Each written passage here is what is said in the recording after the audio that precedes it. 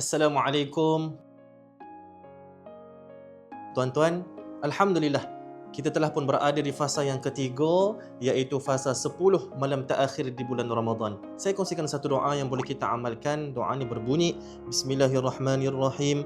Allahumma ja'alil Qur'ana lana fid dunya qarina, wa fil qabri mu'nisa, wa fil qiyamati syafi'a, wa 'alas sirati nura, wa ilal jannati rafiqa, wa minan nari sitran wa hijaba. Maksudnya, ya Allah, jadikanlah Al-Quran sebagai teman pendamping kami di dunia, penghibur di alam kubur, pemberi syafaat kepada kami pada hari kiamat, cahaya yang menerangi titian sirat, sahabat yang mengiringi kami ke syurga, serta pelindung dan penghalang kami daripada api neraka.